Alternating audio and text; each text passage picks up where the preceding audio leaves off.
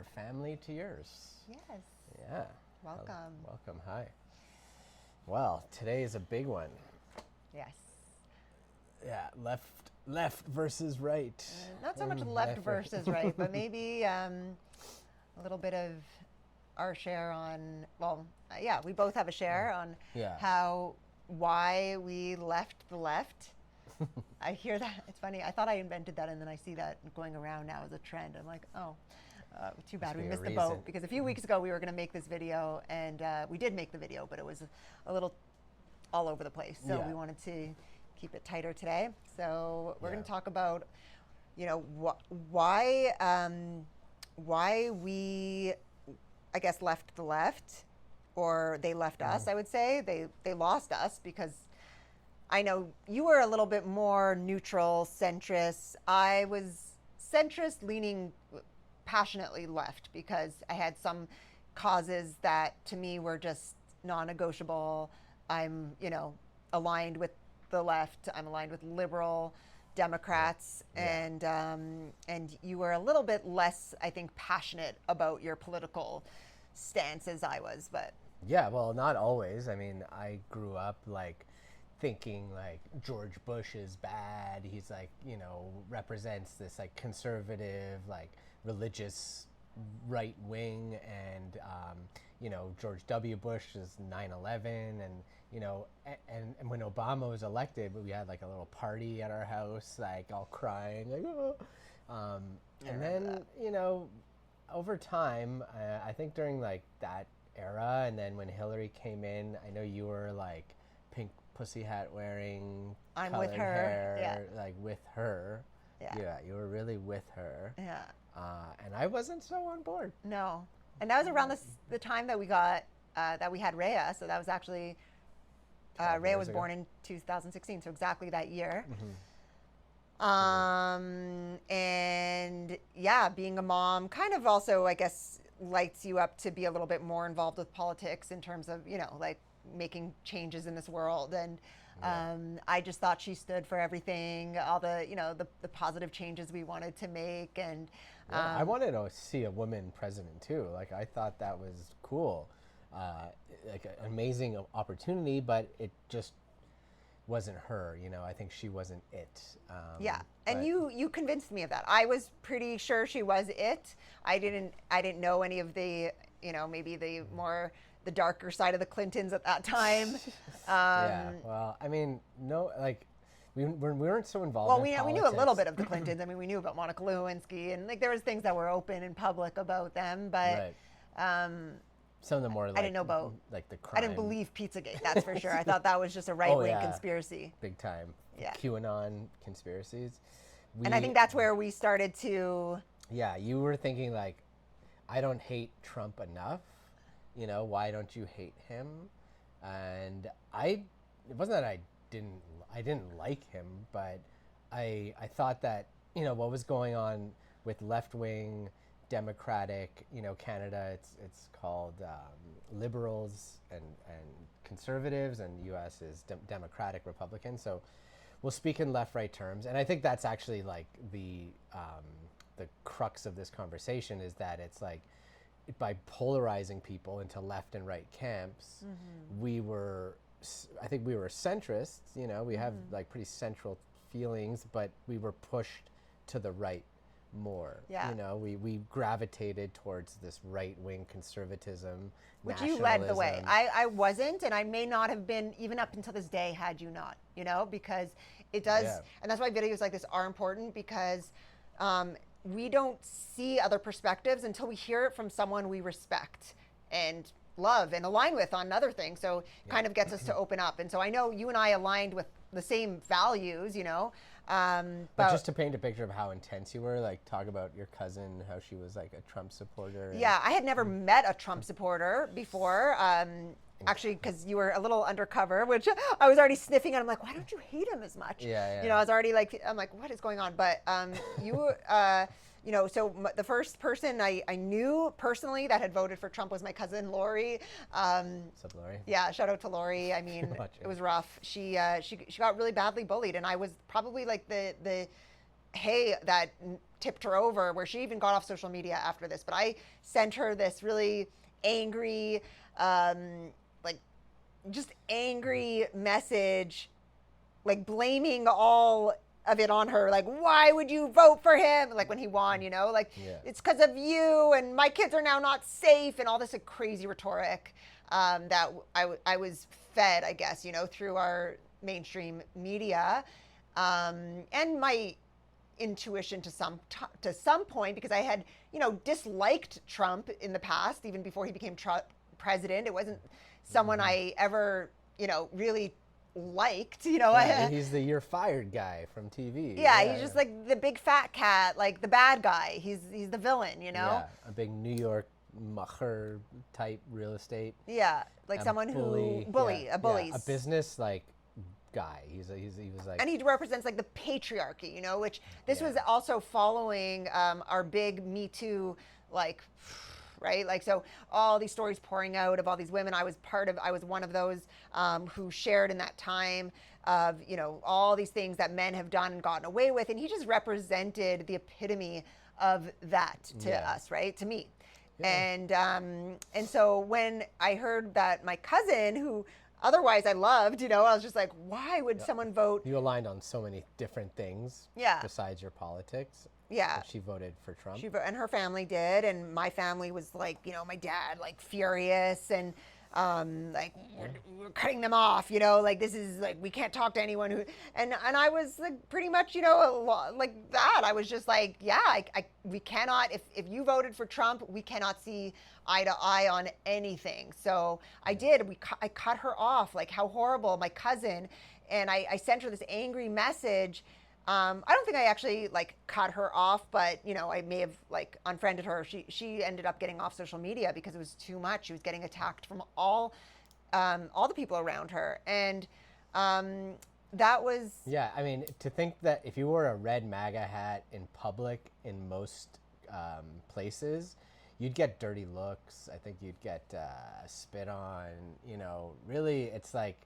I don't you'd get confronted, that's for sure. Yeah, you'd get some type of confrontation. For sure, and I think because it's representative of something that's seemingly divisive. Like you're taking a hard stance. You're saying like, I support the president. I'm MAGA, whatever. And that idea of someone like this person being targeted and bullied, it ran.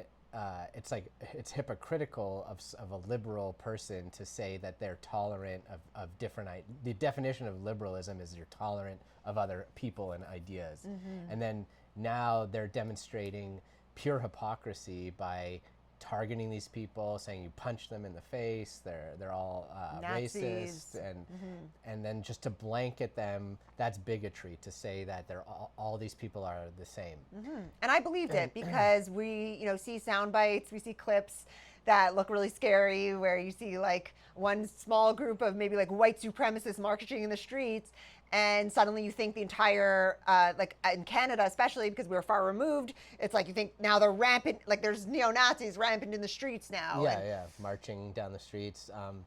And it's just an issue because I think it boils down to, like, I think I started to see between the lines during COVID quite a bit. Well, it was before COVID, because that's when I started to see through the exactly. lines. So we were both on the same page. I think in 2019 was like where we really united in this, So we were a good example of actually a couple who had different political views. Like we were able to keep it together and maintain a really healthy relationship, even though you were, watching Gavin McInnes.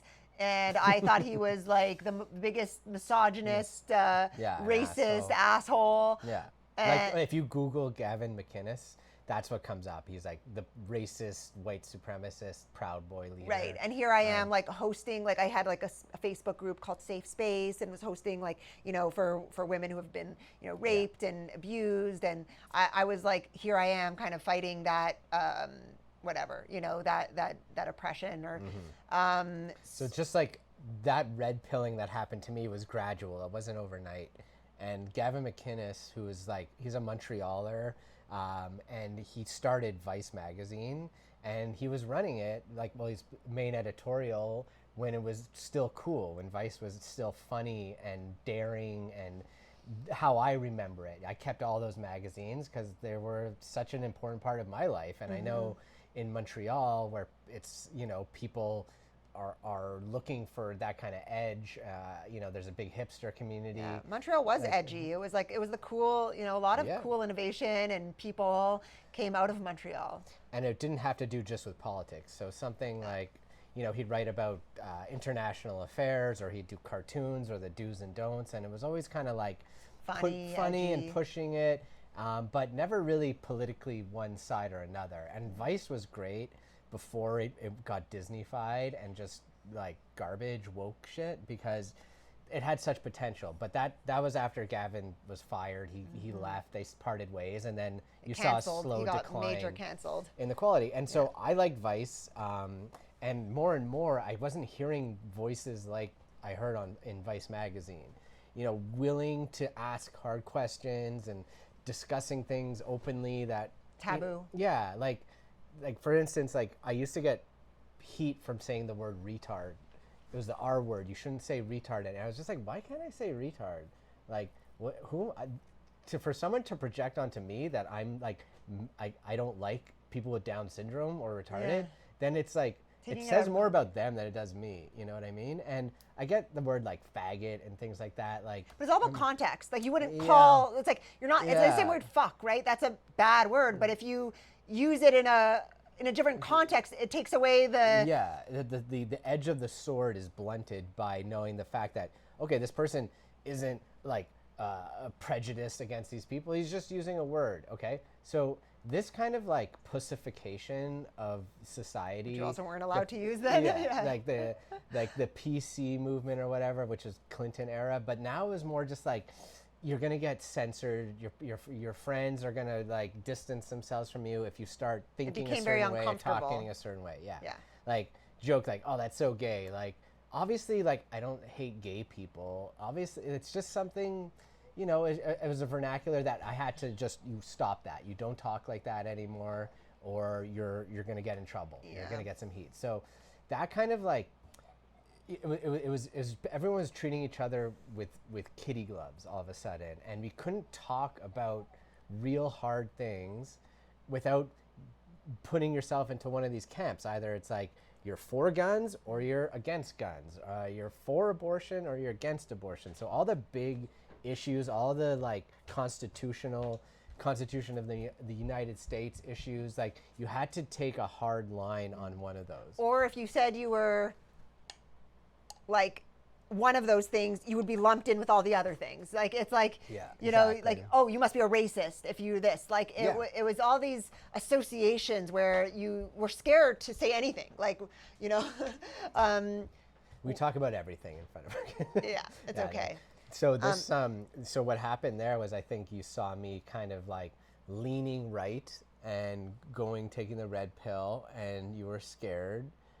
You were, like, this is new to me. And it was scary for me too, because I saw all of my friends kind of distancing themselves, like especially during COVID, because I was outspoken about. Well, let's start before COVID, because this is where we kind of got green pilled. We started to heal before COVID. Right. And that helped to open our mind to new perspectives. Yeah, exactly. And I think that's where we united. In the middle right, like middle, but like definitely left the left. Like, it was like actually pushed out of the left. And I think that's what happened as we started to heal ourselves and, feel empowered. We started to see that the left was really pandering to this victim mindset. Yeah, and exactly. To a very helpless person.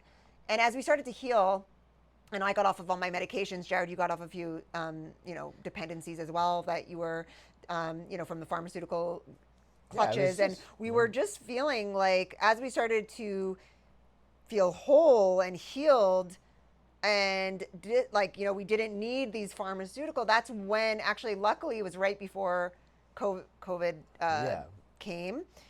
And that's we when could they no really, longer that's when align with No, because that agenda. You couldn't, because before COVID, we were starting to talk about natural healing yourself, hormonal health, which clearly this was. I think when you heal your gut health, your hormones start balancing, so you're not reacting emotionally to things. You know, your testosterone or your estrogen levels are balancing out. So you start to kind of like question things. You start to notice a little more about what's going on. And then COVID, they really overplayed their card. Yeah, and we had a very open mind during this time. So we were not subject. I think had I not started to heal my gut and I was still dependent on these medications, I would have been subject to this fear propaganda. Yeah, yeah. But because we were quite independent at that time, we had actually just, freed ourselves even from our job, and we really we were just in the right place at the right time just before that hit, because we didn't have any clutches, any dependencies. We were feeling very empowered. And I think that's a key word, is empowered, because that's really what we see separates us from in the two sides, is that we had one side really absorbing this fear and feeling like dependent on this government to protect us, and here we was unable to feel that way, because we had already woken up that the government is not going to protect us, that the medical system is not in our best interest. Right. And so, we were naturally like, I think that's the key, is we really need to heal our guts to be unbrainwashable, because when you start to clear the channels and you listen to your intuition, well, your intuition becomes stronger, and you feel connected to your humanity and your, the deeper truths. Yeah, exactly. And things stood out a lot during COVID, where you're like, why is everything on TV? Why is like on SNL, for instance, Saturday Night Live, why do they never make fun of Biden? Like, the guy, look, he seems like he has dementia, and, why can't they just joke about that, South Park too. South Park, like nothing. And then Reddit, I weep for Reddit, because it used to be like a perfect example of balanced society. You heard both sides of the conversation, left and right.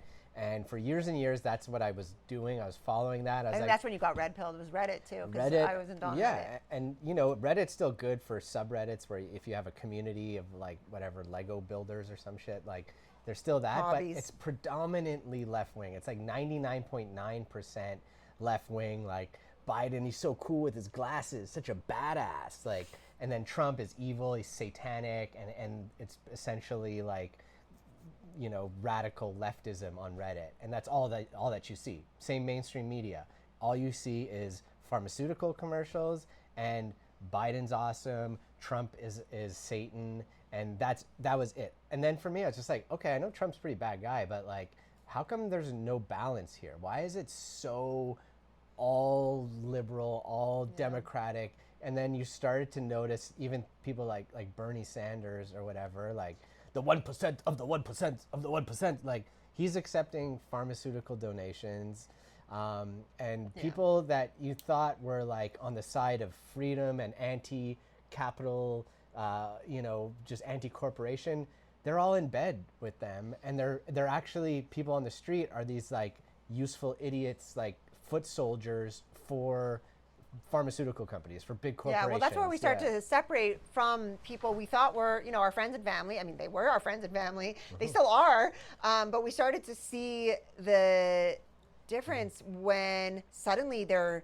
defending these evil conglomerates, I'm like, with real vitriol, with real hatred, like talking to someone like cutting us off. Trump, so most people, the Trump name comes up, and it's kind of like it's too simplistic to say this, but I think a lot of people who don't like Trump have daddy issues. Not all of them, but it or seems they've had abuse issues from men or something. Yeah, exactly. So these issues, it's clear that like they're just so mad. They want to hit somebody, and it's the punch a Nazi. Like, you gotta fight, and it's just like, I didn't see that from conservative people, from right wingers. Like, even though they're stereotyped as this violent mob of like pitchfork like racists that are gonna come lynch you, like that's not what I saw. We'd go to the U.S. a lot, We'd see a lot of, everyone coming together, black, Chinese, white, everyone was just like, well, this is how I coalescing. got red pilled, and a bit from you, because I know like you were my biggest influence in just being open. But really, it was from meeting. It was as we started our Purium business. We were working with a lot of Americans. Yeah. And I was exposed to people I would never have normally been exposed to. And what I love about network marketing is, you're meeting people from not just your network, like people in your community are introducing you to people from their network. So you're meeting really like much wider variety of type of people. And, because we were focused on health, that's something we all have in common. It actually unites us. And we were meeting, like what I was seeing was the people actually most open to healing their gut and to learning about glyphosate and these issues was actually the people on the right side. And this was so mind-boggling to me when after a few times meeting someone who's really like kind, and I see them, proudly with MAGA, and I'm like, wow.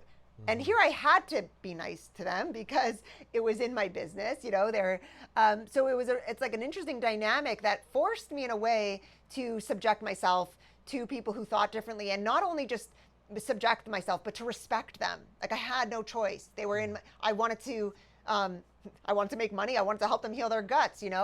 I couldn't, what's it called? Like not differentiate, but exclude those people. Like I had to include all those people. So what I saw was actually the people most open and ready for this were people who were MAGA.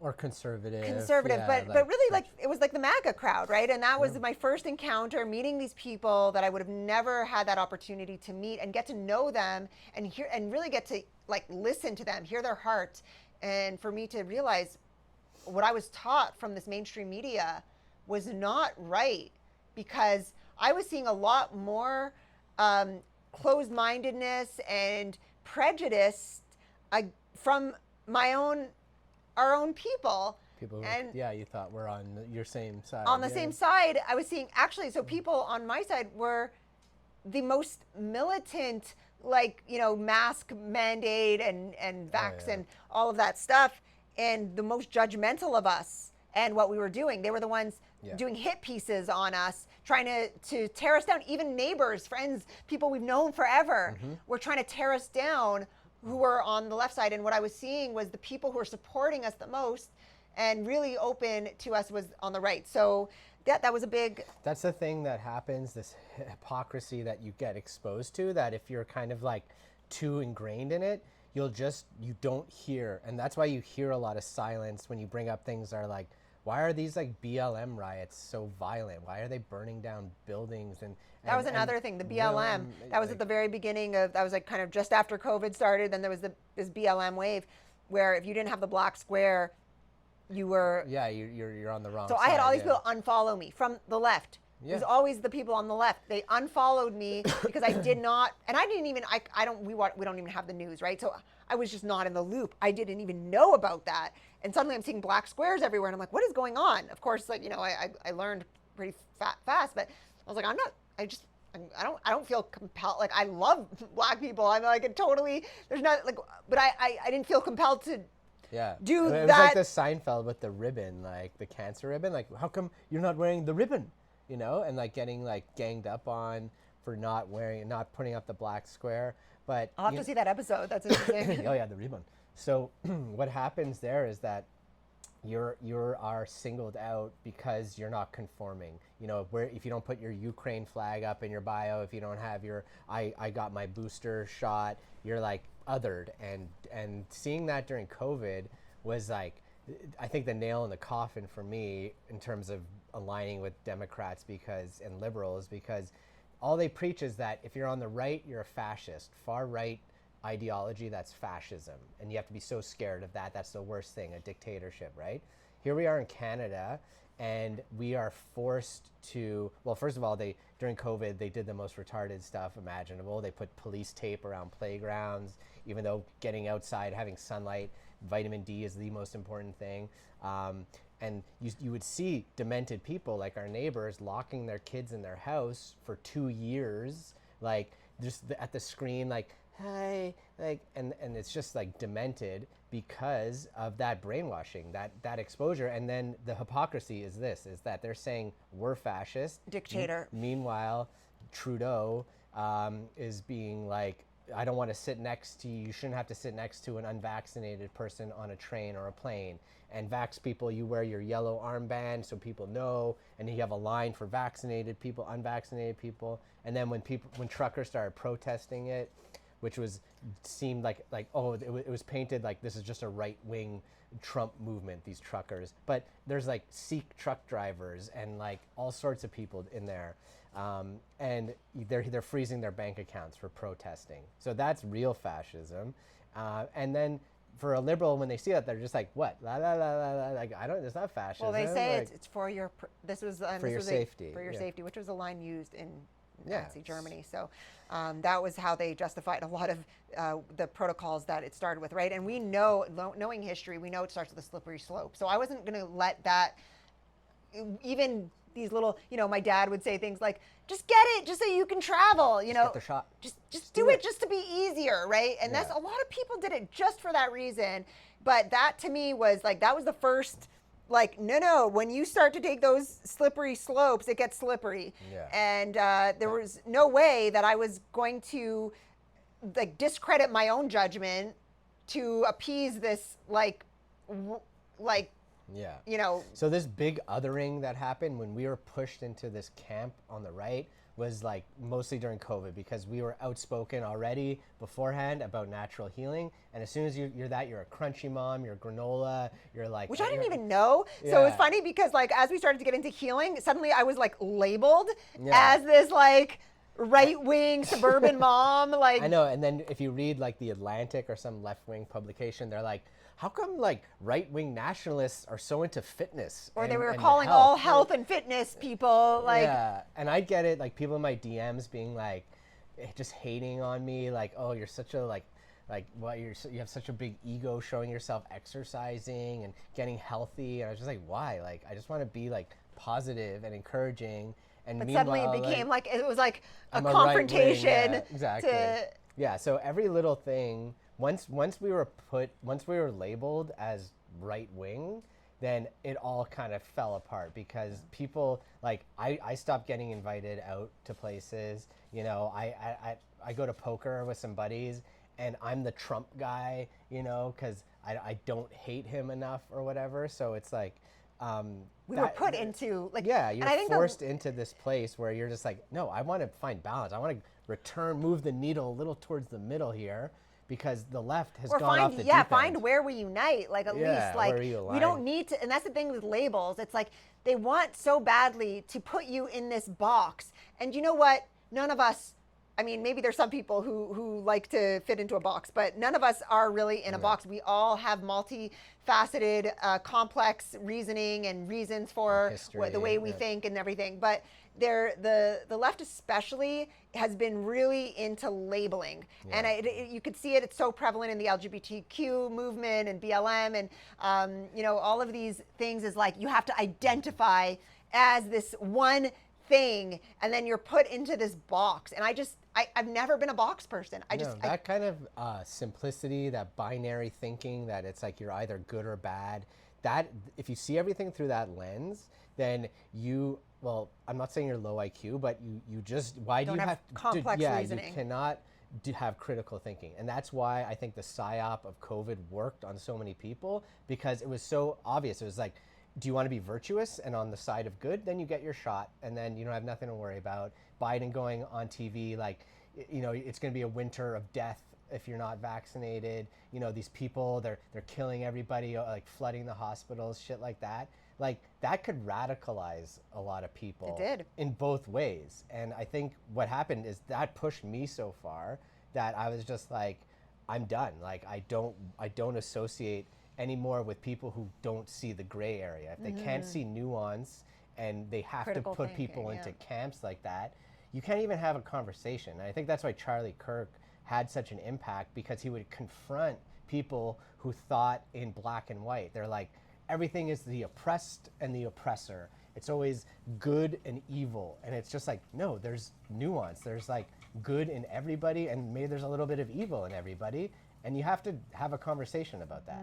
And not one person gets to determine what is right and wrong, good and bad. Yeah. It's there's a lot of unique exceptions to all things, and that we can't see just when there's suddenly the lack of critical thinking was the scariest for us, because we couldn't even have conversations with people. Like, they would get scary. Like, people I otherwise used to have very elaborate debates with and debates, suddenly we couldn't even have those debates. Couldn't go there anymore, because like I went on Troll Call, which is like a call-in show. Zoom is my friend running it, and the intention was to pit people against each other with different sensibilities, different ideologies, and have a debate, have a discourse, which is amazing. But it would always be like 3 against 1, and I'd be there trying to put in a corner, forced to defend Trump and things, and I'd say something about Gavin McInnes, and right away they're like, okay, I just Googled, like, he's a right-wing nationalist and he's a racist, so you are also a racist. They would just take one thing out of context that he said, and then like I said, something Antifa is like, it's a paramilitary wing of the Democrat Party. It's obvious. Like, anytime a conservative speaker is scheduled to come, a pallet of bricks magically shows up, and then all these well-funded the signs people show up with their masks and their ninja costumes, hitting people over the head with bike locks and Molotov cocktails. Like, they're violent, they're aggressive, they're faceless. Like, that shit is scary. And so for me to speak out or to question that, I'm suddenly a fascist because I'm anti-Antifa. And that binary, that low IQ thinking, that's getting us into a lot of trouble now, because you see another psyop happening again with every international affair happening. All these people are getting pulled into this thing where you have to They didn't care before, and suddenly they're passionate about what's happening in an area of the world they've never been to. Yeah, I mean, we saw it with Ukraine and the Free Palestine, which maybe we'll get into. But it's just, these are, they're taking, they've primed these people. Like, it's been a psyop since, and I think it really started to present. I think it's been going on a lot longer behind the scenes. Yeah. And we've been indoctrinated in these ways. But I think that, COVID was like the most obvious. I think ultimately we want to create alignment. We want peace, right? But if you look at the outspoken left-wing people on Facebook, they're always shouting about something. They're fighting in the comments. It's always just negative. It's always just like angry. Trump is a rapist. And, if anything that comes out, they're like, oh, look, the shooters are right-wing or they're left-wing. And it's just like, we don't get involved with that, because that is just, violence is not the answer to anything. And this thing with Luigi Mangione, who shot that CEO in the back of the head, like, or he shot him through the heart or something. It's like, that, I think for me, like, maybe 10, 20, 15 years ago, I would have been like, that's kind of cool. Yeah, he's a badass. Like, he took out this bad guy. But now I'm just realizing, like, that kind of violence, like shooting a father like that, celebrate, is not the way. And then he's celebrated on Reddit, which is like the cringest forum I've ever been into. They're like, oh, Trudeau, he's such a rascal, that Trudeau. Like, ugh, get douche chills just thinking about it. And so, like, Reddit, made a hero out of Luigi Mangione. Like, girls swooning over him, like, oh, I write him love letters. But like, there's always sick people who write like prisoners love letters. But in this case, it was the same thing that happened with Charlie Kirk, where they're glorifying violence. They're saying they're condoning it. They're saying, someone who you don't agree with, who's doing bad things, they need to be punched. You got to take them out. You got to do something violent.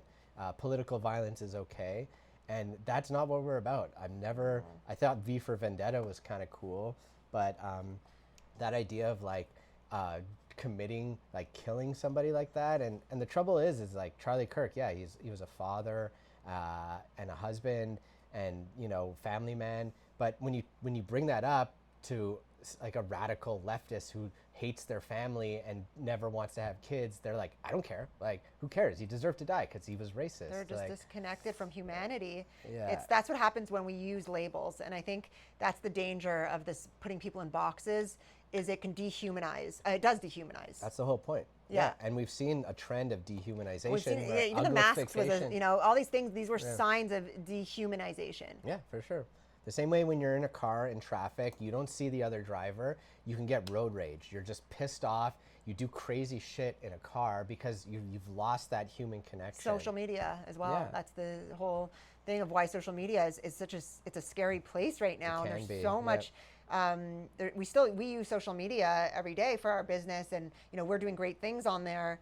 But it's hard to avoid this underbelly, and it's not even an underbelly. It's like mainstream. This like very vitriol hate.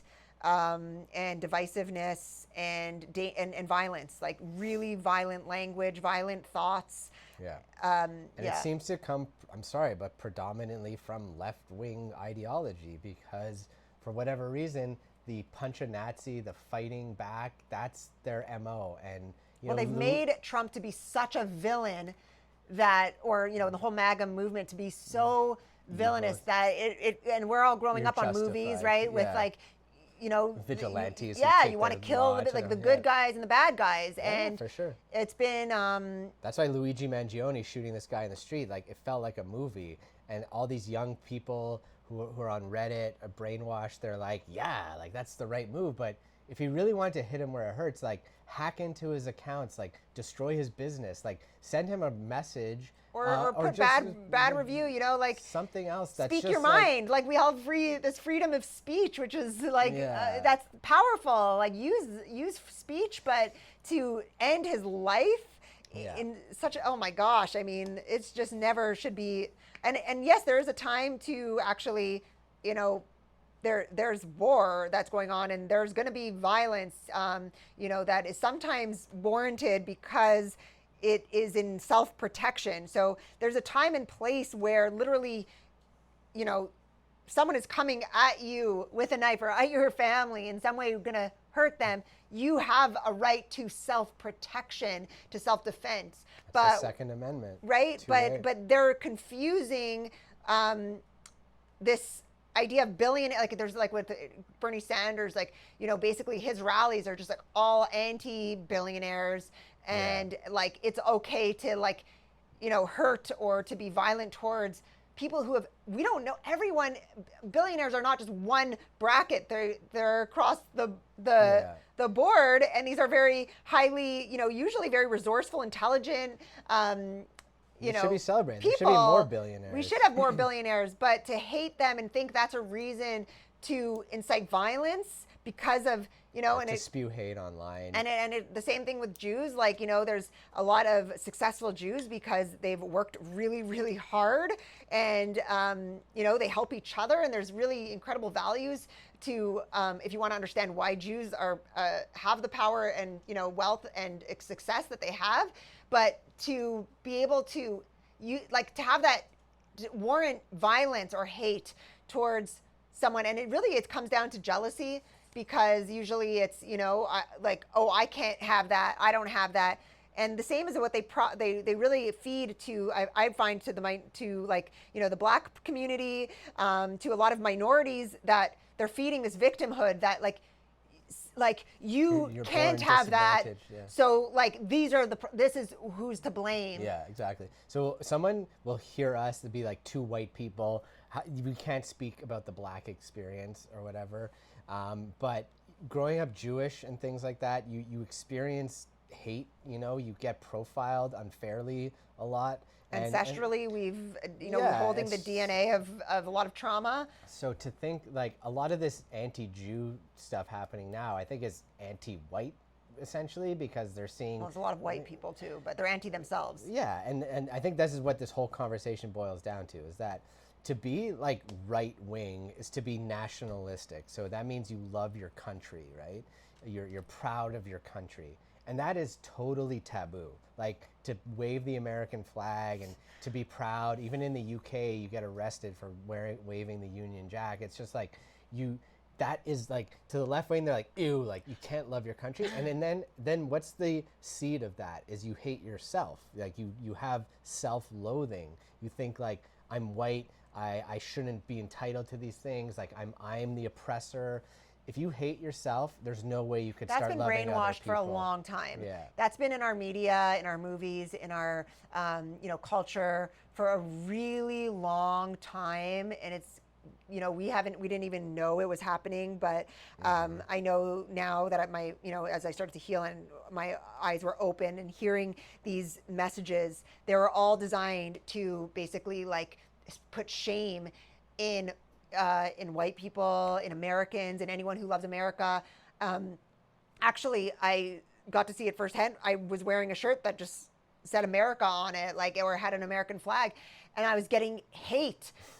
I was born in America, and I love America. We love the nature. We love the people. Like, it should not be politicized to love a country. I mean, especially a country is so great. Like, it is the greatest country. Like, it is.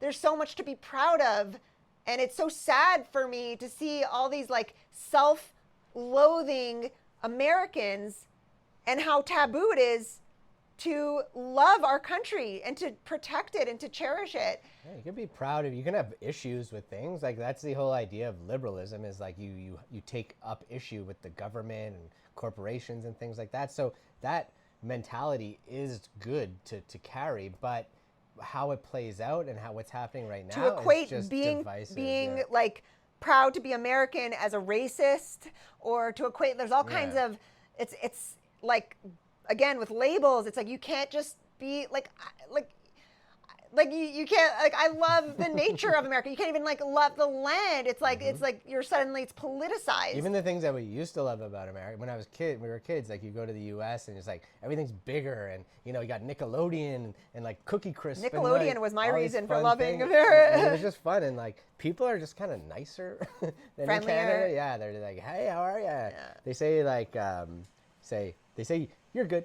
You're like, oh, you're good. They say that a lot. Yeah. Yeah, you're good. Well, they just say hi to you, like we're not used to that. In Montreal, everyone's looking down and rude to each other, and you can't even smile at someone without someone thinking you're like weird. And so having, like, when I would come to America, I would be like, oh, they smiled at me. Like, it just feels friendlier. And it's okay to love yourself. Put oh my it that gosh, way. It starts with that. That's why I think our awakening really started with gut health, because you love your body and you love your mind and you just want to be proud of yourself, and suddenly that was politicized. And now there's so much like hormone injected processed garbage food that there's these men and women growing through their formative years, and they're hormonally imbalanced. We were called fat shamers when we shared our before and after. Yeah, exactly. Like, we couldn't even share positive results. I lost 25 pounds, and I did. Remember, you had to take that down at Globe. We were we were helping people do showing people what's possible with our own testimony, our own story. We couldn't even show a before and after photo because that was considered fat shaming. Like, it's just a testament of how we lived in clown world for a very long time. Clown world is real. It's up is down, black is white. Your intuition is wrong. Corporations are correct. You're not empowered, right? And clown world is just like, some people, they live in it, they love it, they exist in it, they're happy, they drink their wine and they watch hockey or whatever, and they're just complacent and they do what they're told. Other people, they want something more. They want to go deeper. They want to ask challenging questions. They have values and morals.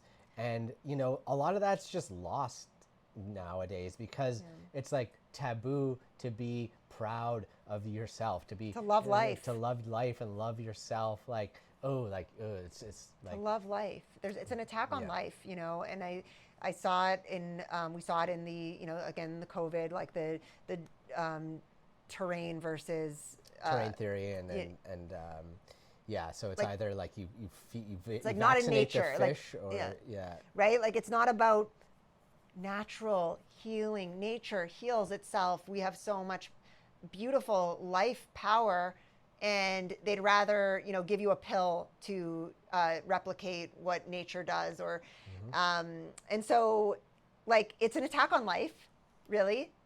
And I've seen, and it's interesting because we'll get into the pro-life a little bit, because of course, abortions have been like a very political. That was one of the reasons I was on the left side, was I was pro-choice, right? I was very believed this was a very, very worthy cause to fight for. I myself have experienced it and gone through it firsthand, and know how our culture not only is it pro-choice, it's really encouraging of this this procedure. Yep. And I have been a victim of it because I just thought that's what, you know, that this was being on the right side. We have choices. And it's interesting because the right is considered pro-life. And I thought that was an offense. To me, I was really offended by people who are pro-life, who are like, you know, speaking out. And I was like, what, it gives them a right to tell anyone how they can think. But when I started to wake up, I started to heal my body and to love life, to really value life. Because honestly, I was living, most people, because I was there, I was going through the motions, but I wasn't really living. I was surviving, but I wasn't thriving. And that's the position most people are in. They're, you know, functioning, but they're not really connected to this life. Right. And until when I started to really connect to myself, my womb, my nature, I started to, that's when a lot of feelings came up for me around, naturally, I didn't I started to regret that decision. I started to feel a lot of remorse and guilt and just unprocessed emotion I never got to feel through because it was so normalized. You know, everyone I know went through this, almost everyone I know. And that's a sad fact. But it's so prevalent. It's so normalized and encouraged. And most people who grew up in cities, most women go through at least one, maybe two. You know, that's a fact. And you may not even know that fact because actually most people don't tell anyone. That's another truth, is that we suffer in silence. We go through it. I didn't suffer at the time because I was not alive. I was, you know, even though I was living, I wasn't really in my life. And that's why what drives us to make these decisions without consciousness, because it was just a procedure. It was just something you go, you do, and done, you move on with your life. So there was never, even though my life took such a downward spiral after that, and I think most women's do take a downward spiral after that. And the women I've spoken to now all say the same thing. They turn to drugs, to, you know, self-destructive behaviors after that, even if it's like subliminal happening. But when I lost my train of thought. Well, the thing is like we did this whole other talk about how the abortion changed our perspectives. Yeah, so we've done a talk on that. You can watch our other YouTube.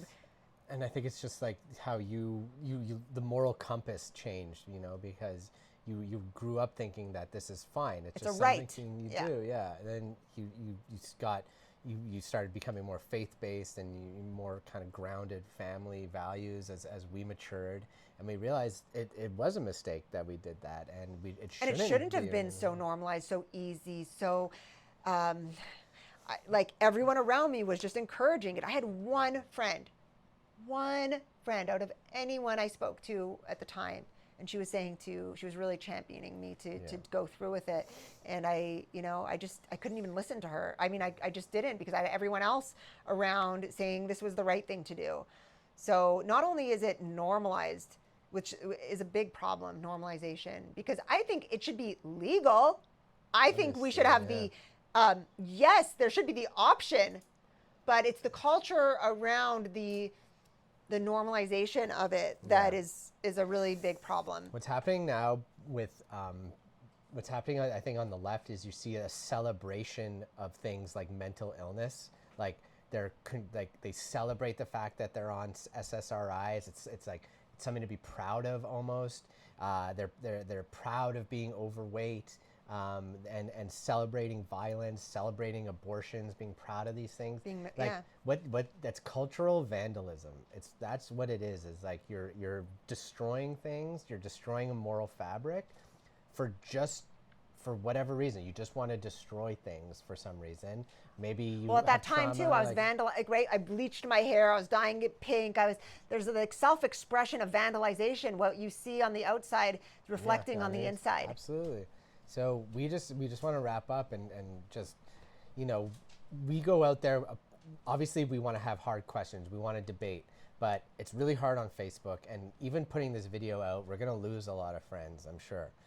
It might affect our business, right? But the message is more important, and that is that we need to align on things. We need to put out positive messages. We need to love each other.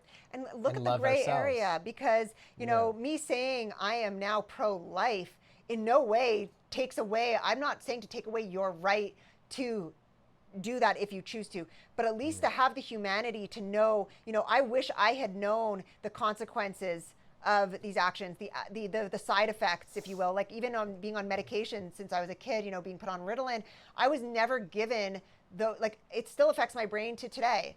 What I went through with being on medications in formative years. And I just think there needs to be less normalization of these, these interventions that are like vandalism, and more consent that is informed. And that we know what we're dealing with when we're doing it. We know the weight of it. We value this life enough to make choices that, we can just know we can value the life of others enough to give them the respect to know that what they're doing may affect them later on in life.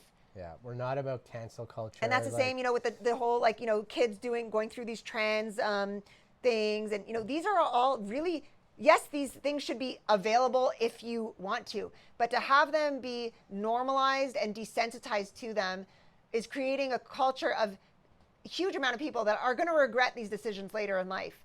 And they're going to be suffering a lot and not have anyone to go to if they're, surrounded with people who celebrate these things. So, it's just important that we have different voices out there in the gray area, who are willing to talk, have hard conversations. Yeah, and we're willing to be wrong. I've admitted I'm wrong on a lot of things, and you don't really see that a lot on the left. There's not a lot of acknowledgement, and it's always just moving on from one issue to the next, never really accomplishing or creating much besides just division. And if you are a positive person and you want to make an impact, then I'm not saying you have to become right wing, but really question about nuance.